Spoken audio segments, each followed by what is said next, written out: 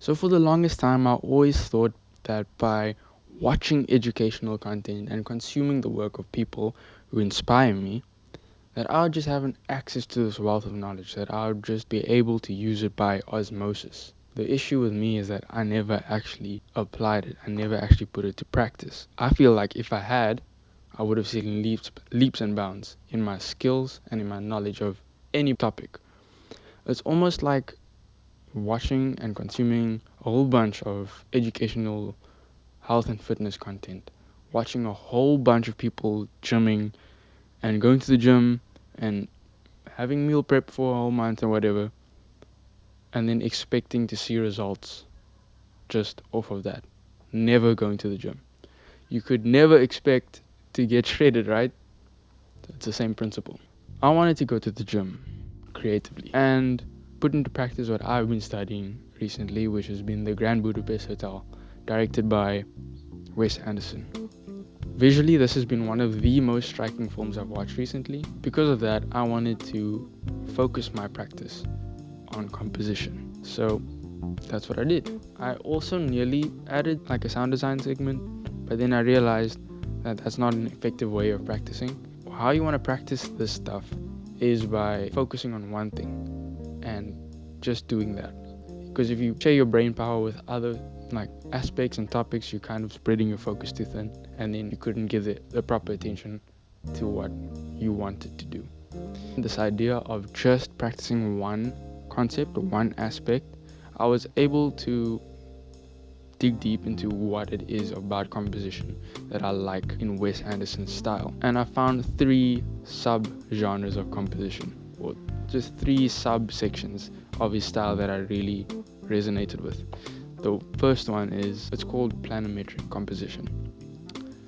Wes Anderson has this really unique way of creating almost these 2D images where elements of the scene, the set, the background, the characters seem almost flat in comparison to the camera. It's like lots of straight lines, and it's a really unique look. The first time I saw it, I was like, wow, this is kind of cool. Kind of looks like super old school cartoon type of animation style, like Mickey Mouse and that type of vibe. Second one is his use of symmetry. This is kind of like a notorious Wes Anderson aspect. Like if you watch any Wes Anderson film, you will see there is a wealth of symmetry in his movies. And just because of like how stylistic it is and how intrinsic it is to Wes Anderson's style, I really wanted to use that and be able to practice that in my own cinematography, in my own work. Lastly is this really cool thing that he does, which I call framing within a frame. And it's a way of composing your shots that kind of sub-segments your characters or objects or whatever you want really in shapes inside of a frame, kind of like what I'm doing here with this situation. The curtains are sub-segmenting me within this frame. So that's what I mean. Yeah, those are the things that I wanted to touch on and just explain to you what they are and how I identified them. Moving on. So with these 3 aspects of Wes Anderson's style identified, I proceeded to emulate. I proceeded to look at his work and write notes on what I thought made his work uniquely his. And I feel like you need to do that with any director or cinematographer or YouTuber. Also that way you are able to approach their work from your own perspective. Like you only know what you know, right? Your past experiences and your interest in films. Actually, your interest in anything else will inform the way that you view someone else's work. So I created a really basic color grade and just formed 3 supplementary shots that adds to the context of those compositional ideas. Remember, planimetric composition, symmetry, and framing within a frame. So I just wanted to create a little bit of story, and here we go. This is the end result.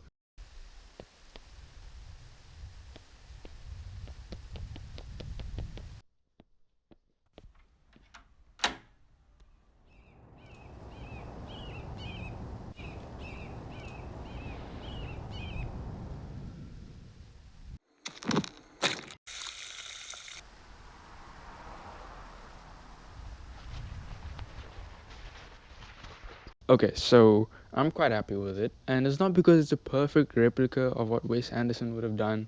I don't think he would have filmed something along the lines of eating eggs and going to the toilet afterwards. So there's that. But I'm happy with it because I was able to extract something out of a director's work that I like. It resonated with me, it was compelling to me, and I was able to extract it and apply it.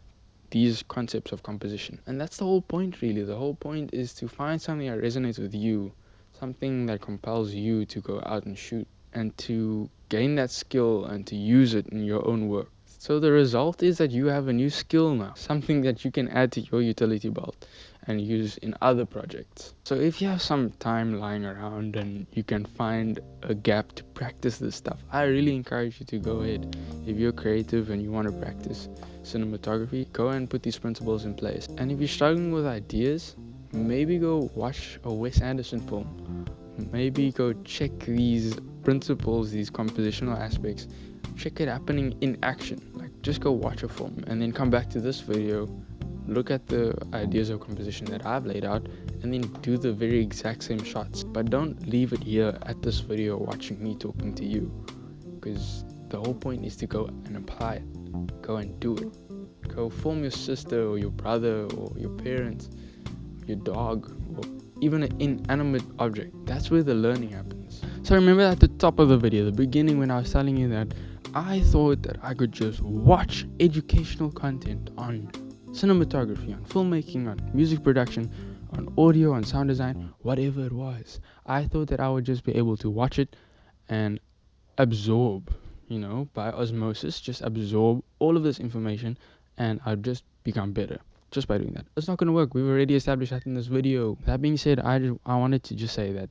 I was facing this internal conflict of wanting to not do this video because of that. And it was this voice telling me that I am not good enough. I am not going to be consistent in making YouTube videos. So like, what's the point even? Like, I don't have the skills. I can't talk in front of camera, all of those things. And I think I just need to take ownership of that voice. I think I just need to take accountability and put it aside and just practice what I've been preaching this entire video and just start. So that's me doing that today. If you have made it to the end of this video, you are a champ. For real, you are a champ. Well done. And I hope you enjoyed it. Have a lovely week further, and I'll see you soon. Bye.